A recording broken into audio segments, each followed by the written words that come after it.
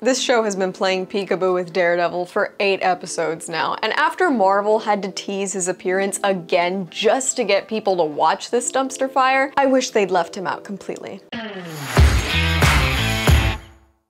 Hi y'all, Snarky J Cosplay here. Episode 8 of She-Hulk Attorney at Law is finally out, which means that this nightmare is almost over. It is the second to last episode of this 9-episode trash can fire, and I've gotta say, this is easily the most infuriating episode by far. No, it wasn't as vapid or boring or downright stupid as the wedding and therapy session episodes, but this was an affront to anyone who's ever wanted their beloved favorite characters to be treated with any kind of respect. And I mean, I honestly should have expected that because She-Hulk / Jennifer Walters is actually a fantastic character that has been turned into Marvel's worst joke. For the non-spoiler part of my review, if any of you guys actually care about not having this dumpster fire spoiled for you, I'm giving it a rating of 0 out of 10. Maybe I'm judging this one too harshly because I'm definitely looking at it with a bitter taste in my mouth from the rest of this season, but honestly, you guys already know I am way past mincing words politely with She-Hulk. Most of the dialogue in this episode is just as juvenile and pointless as the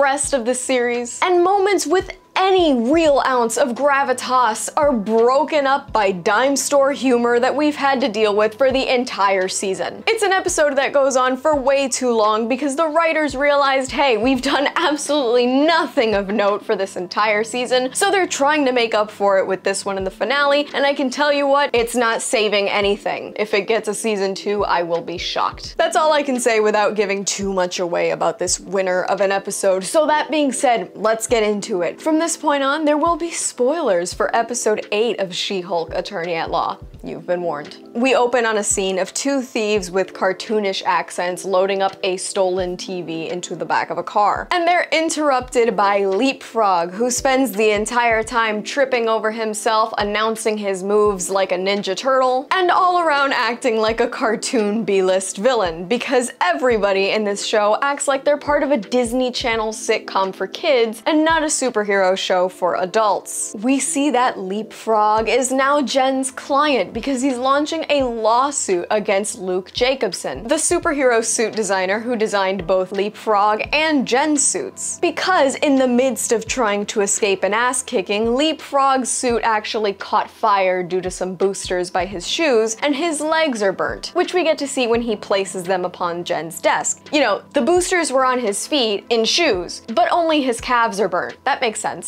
Now, Jen initially doesn't want to take this case. Why? Well, partially because it's a conflict of interest. She works with Mr. Jacobson, but also because she likes her nice clothes and doesn't want to piss him off. That is literally a real thing that this grown adult woman says in regards to a lawsuit. So, not wanting to hear any more of Jen's complaints, Mr. Hollis suggests that she go visit Mr. Jacobson and try to come up with an agreement outside of court. Jen goes to meet with him, and of course, Luke is super offended by the implication that anything he makes could be defective. He tells her She-Hulk will never get another suit from him, calls her a, and I quote, greasy old buffalo, and sends her on her way. You know, because for a show that claims to want to break stereotypes, every male designer is this catty and ridiculous. They should have learned a little bit from Stanley Tucci's portrayal of a designer in The Devil Wears Prada, because that was much better than this. After this, we cut to a scene of Jen, Luke Jacobson, and Leapfrog all in the courtroom. And naturally, Luke Jacobson's representation is none other than Matt Murdock himself, who lives on the other side of the country and usually takes relevant pro bono work, but has for some reason come to take on this case. Surprisingly enough, for the first few minutes we actually get to experience Matt Murdock, he is written as competent, confident, and he runs legal circles around Jen's ass. And he expresses himself super professionally, despite the fact that Jen turns and uses a fourth wall break to ask,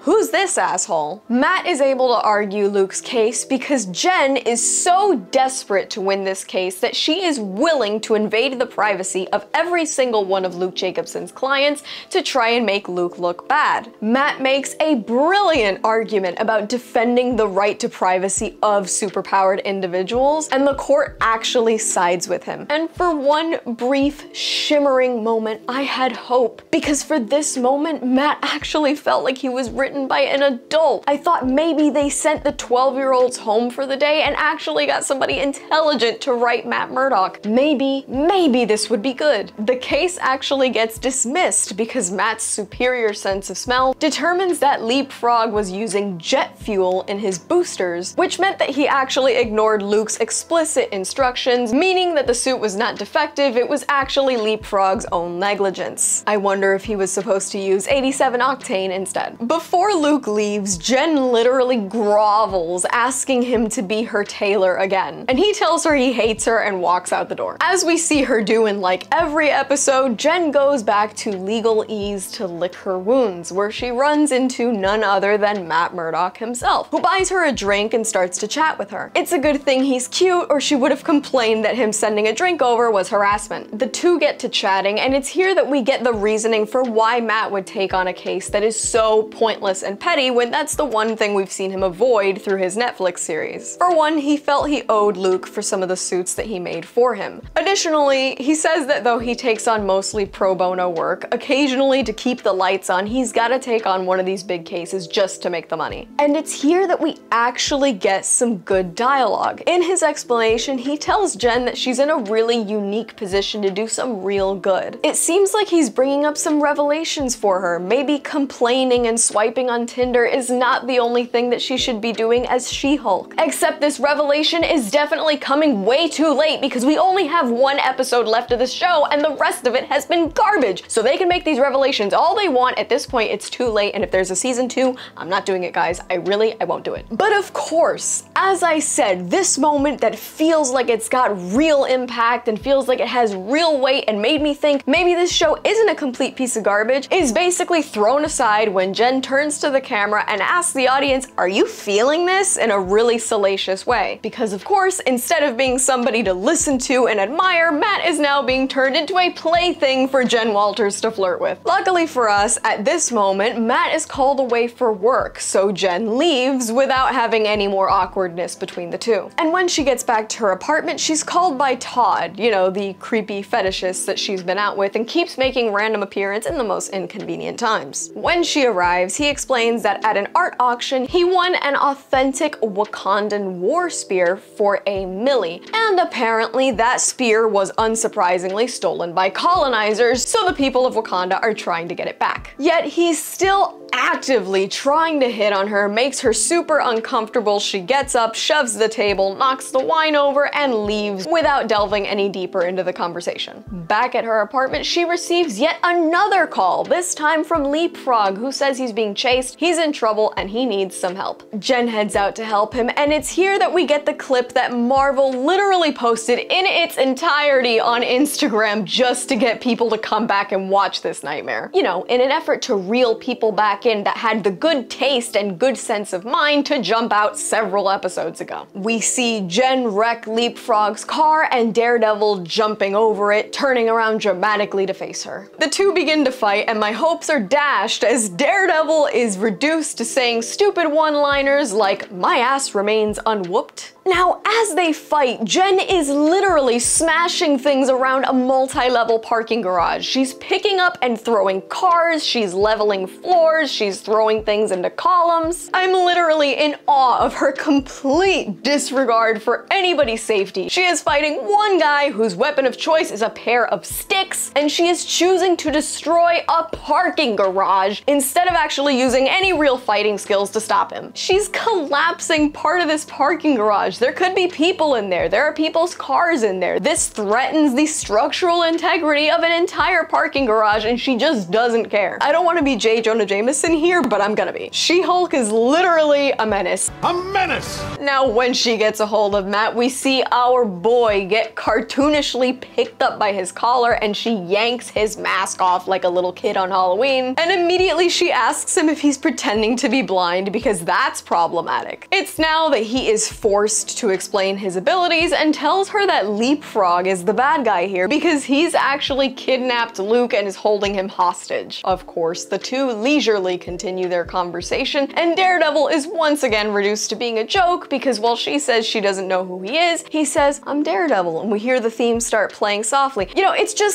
just people who probably never watched the show and then just thought, you know what, this guy's probably a moron just like every other man we've written, so let's just make him right in tune with all of them. Oh, and on the same note about the parking garage, she says she'll leave a note. Problem solved. Big green woman wrecks an entire building and says she'll leave a note. That's all good. She's a superhero, guys. We're supposed to be on her side. We cut to Leapfrog in his lair, explaining to Luke all the things that he wants in this new suit in a very cartoonish way. All while Matt and Jen figure out a plan. Well, okay, they figure out a plan while they also have a discussion about the difference between a henchman and a goon. And by discussion, I mean that Matt goes on like a 2-minute tangent about it, which are again, all things that this guy has never done in any of the series. In his own series, in Defenders, he's never been written like this, but he's part of She-Hulk now. Matt insists on stealth, while Jen, ever the strategist, just wants to destroy the building. He makes his way in, and we get a snippet of some actually cool fight choreography of him in this hallway that reminded me a little bit of the famous hallway fight from season 1 of Daredevil. Of course, this gets cut short because when he's outnumbered, She-Hulk heroically smashes, she literally says She-Hulk smash, and destroys the guys below her, saving the day and saving Daredevil. We also get a super adorable moment of the henchmen slash goons discussing whether or not they'll be called baby frogs or tadpoles. It's cringeworthy, but honestly it's natural for the rest of the show, which is all trash anyway. Now once Matt and Jen make it into the main part of the lair, Matt starts smashing goons and Jen goes to rescue Luke. She gets a hold of Leapfrog and starts telling him all the legal trouble he's in. All the while Matt is also helping her come up with a strategy to kind of get him out of it. Of course, we get a moment where Jen turns to the camera and tells the audience, this guy's really doing it for me, about Matt, because every man in this show is either a moron, a sleazeball, or a sex object for Jen. The two make quick work of all the goons, and afterwards they sit together on the roof of the building. Matt, ever the gentleman we know and love from Netflix, tells Jen that he'd love to take her to dinner the next time he's in town, while Jen literally tells him that they should skip all that and instead takes him back to her apartment to bone. So here's the funny thing, this whole series we've gotten her complaining about how hard it is to date in your 30s, how terrible men are, how sleazy they are, how gross they are, how all they do is objectify women, and yet she meets a guy who is a classic gentleman, is offering to take her out to dinner, and she would rather take him back to her apartment and immediately have sex with him. All right, Jen, you do you. The next morning is the part of this episode that I literally could not believe. We see Matt Murdock still in his Daredevil suit, holding his shoes and doing the classic walk of shame outside of Jen's apartment. That's right, he had time to put on his pants, his cowl, he had time to get his weapons together, put on that jacket that looks like he got it from a cosplay manufacturer instead of a suit maker, and yet he's holding his shoes in his hands. Even worse, he's walking in grass next to a sidewalk where there's an old lady walking a dog. Presumably, other dogs have also pooped in that grass. In any other show, I might be worried that he might step in something, but to be honest, Daredevil stepped in dog shit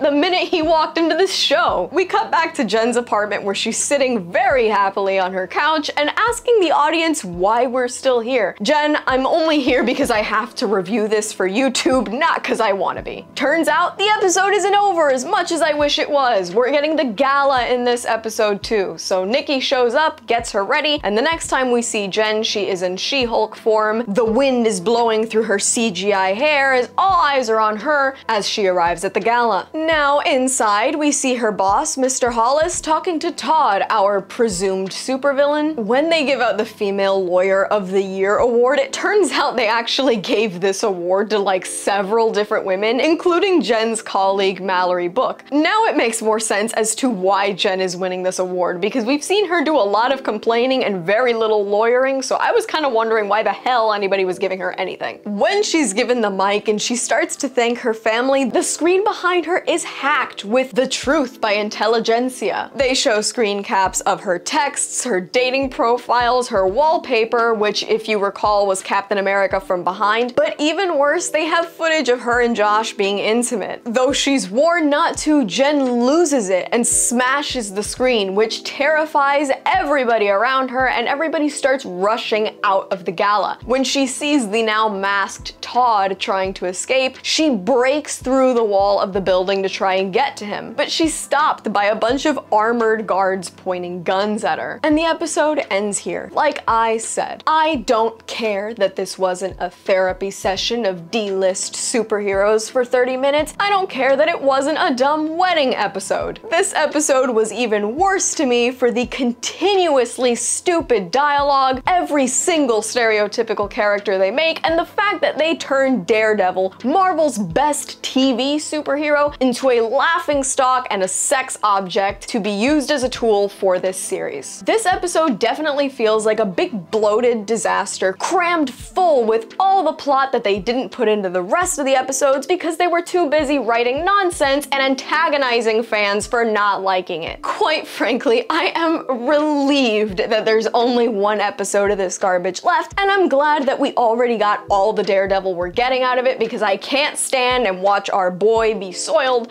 anymore. Look how they massacred my boy. I don't know about you, but I definitely need therapy after this show. That's all from me. I've been Snarky J. Thank you so much for watching. Please don't forget to like and subscribe, and let me know your thoughts on episode 8 of She-Hulk Attorney at Law in the comments below.